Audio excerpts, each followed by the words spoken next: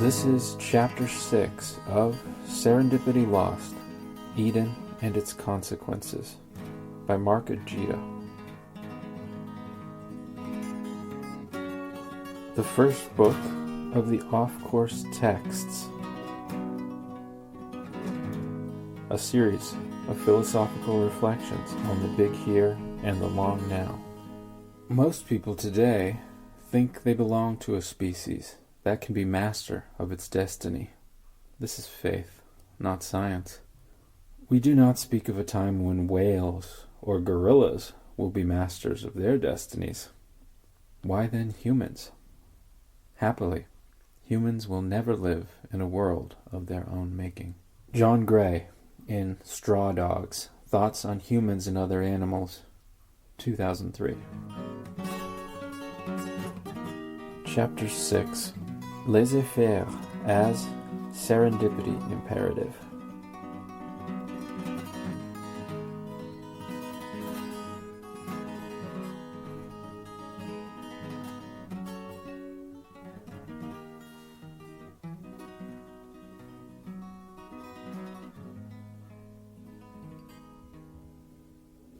Societies for the last 7,000 years have been recycling ways to fix the problems and get civilization right. Hence, we do not live in an ancient Sumerian city-state run by a god king with a priestly cult and a command hierarchy, extending like a pyramid to a layer of slaves at the bottom. Things have changed. We have democracy and capitalism. We have modernity. Well, where did this modernity come from? While many of today's democratic theorists and economists acknowledge their debt to radical Enlightenment thinkers, including Spinoza, or to anti-government laissez-faire concepts like the invisible hand envisaged by the Scottish economist Adam Smith, they rarely acknowledge the roots of this movement in the Tao of Eden. While many have been taught to think of modernity as a crowning achievement that progressed out of the early civilizations of certainty, in fact the opposite is true.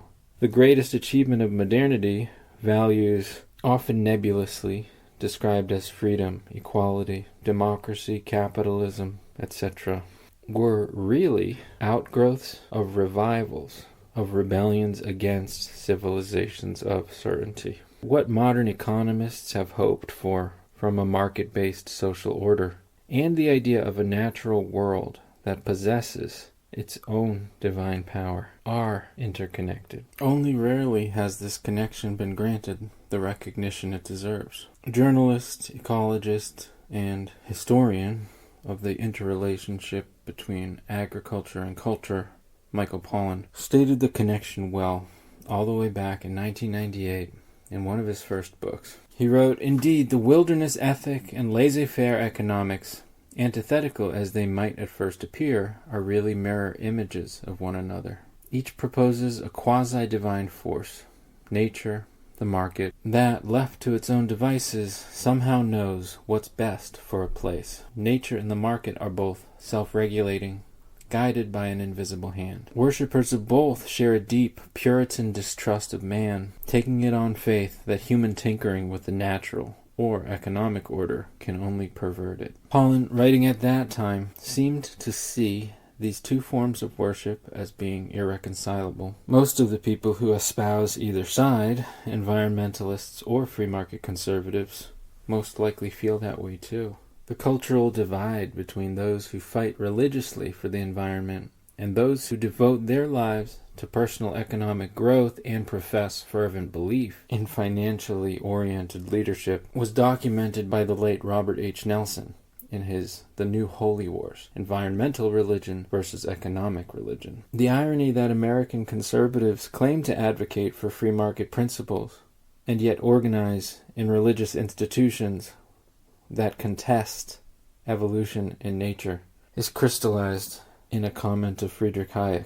Hayek, one of the greatest advocates for the free market in history, insisted that evolution was discovered when Charles Darwin applied his predecessor Adam Smith's economic principles to nature. I think most would imagine that free market economics is some version of Darwin's survival of the fittest. I think these kinds of contradictions are evidence that one has to go a great deal deeper historically than Adam Smith to understand the reemergence of serendipity in the modern history of human thought.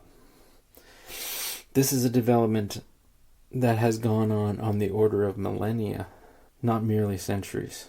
Even less often is it admitted that the primitivism of Taoism may be the earliest record of the origins of laissez-faire economic doctrine. Libertarian economist Murray Rothbard identified the Tao Te Ching as the first clear formulations of an economic philosophy that insisted on the rejection of state economic controls. Yet Rothbard was not in a position to recognize Taoism's affiliation with pre-agricultural life before the Neolithic turn. In a more scholarly and world historical vein than the work of Rothbard, J.J. Clarke, John M. Hobson, Christian Gerlach, and others have laid out convincing arguments that it was the translation of Eastern religious texts that dealt with an ethics of Wu Wei, non-doing, that led to the formulation of laissez-faire doctrine in the 17th and 18th century West. The classics of political and economic philosophy from the 18th century, like the work of John Locke, David Hume, and Adam Smith, and then later the writings of Friedrich Hayek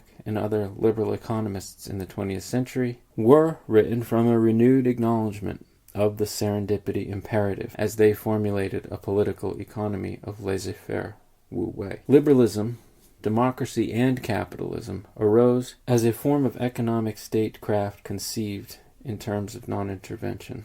From Taoism and the myth of Eden to laissez-faire economic thought, the question is this: how do we act and organize in a world where little, if anything, can be known about the consequences of our actions with certainty?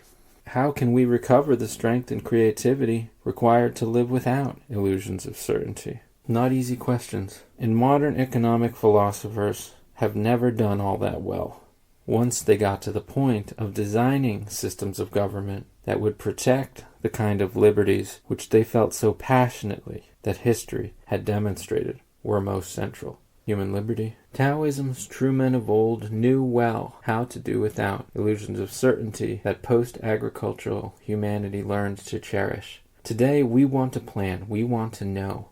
We desire to secure for ourselves the good. But the tighter we hold on to a plan, the less we are open to serendipity, the less receptive we are to those goods for which we cannot claim to have designed a plan. Just as it may be argued that sticking to a plan requires discipline, it also takes a certain discipline to prefer serendipity over a plan for the sake of a greater good. While on the other hand, human individuals can rarely act alone. If I make plans, I want others to follow paths that will enhance those plans. Plans require cooperation. Serendipity often frustrates obligated cooperation. Planners, which is to say large, complex agricultural civilizations, used obedience to overcome that problem. In that context, serendipity became to a large extent the enemy of that new social order. It all depends on how one relates to existing plans. To use a concept ironically shared by the conservative militarist Donald Rumsfeld and the cultural Marxist dialectician Slavoj Zizek, as well as perhaps the day trader turned philosopher Nassim Taleb, serendipity is very much about unknown unknowns. If you think that what you know is the extent of what will affect you, if you do not keep your eyes open for what you did not know 5 years ago, a year ago, a month ago, or even 5 minutes ago, you're going to end up in trouble. But in a sense, the opposite of bad fortune is actually not good fortune. At least the opposite of the kind of bad fortune that is not perceived due to arrogance or too much faith in one's own knowledge is serendipity perceived and gained. Dated to several hundred years before the Bible and known to have been translated more times than any book other than the Bible. The Tao Te Ching, verse 57, phrases the problem of economic management in an uncertain world just as eloquently as even the best Western economic thinkers, from Smith to Hayek.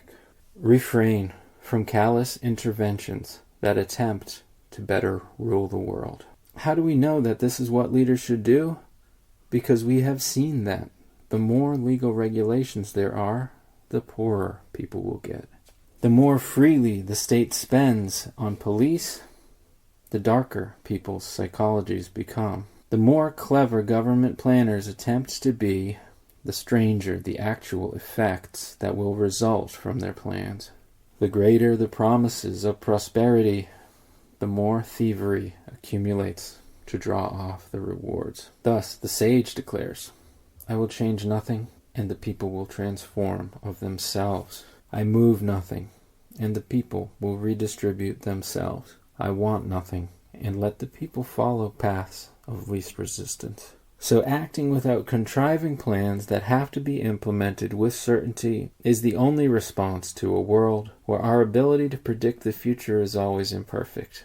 And it certainly seems that the first evidence of the emergence of effective arguments against state planning and for a free market economy emerge in the Myth of Eden and the Taoist classics. But it was not only through the importation of Confucian and Taoist texts that the revival of serendipity emerged in the past few centuries of European thought. There were roots from the classical world and Christian thinking, and these need to be seen in their proper contexts to understand the forgotten roots of modernity in the West. The upcoming off-course texts attempt to provide the necessary comparative perspective that has long been lacking in contemporary thought. Serendipity Lost has been one first step towards that kind of reappraisal. Up next will be Sex, Lies, and Serendipity, from Augustine to Abraham. After that, Beliefonomics, or Why Philosophy Fails. Then later, The Liberation of the Fox, to connect Christianity and Zen. And lastly, Modernity before the West. For now, let's try to tie together what lessons foraging societies might have for us today. Yes, it is impossible to say for sure, but we can do a little guesswork on what serendipity means to us. In short, choose and die. This has been Laissez-Faire as Serendipity Imperative. Chapter 6 of Serendipity Lost, Eden and its Consequences. Up next is Chapter 7, Choose and Die.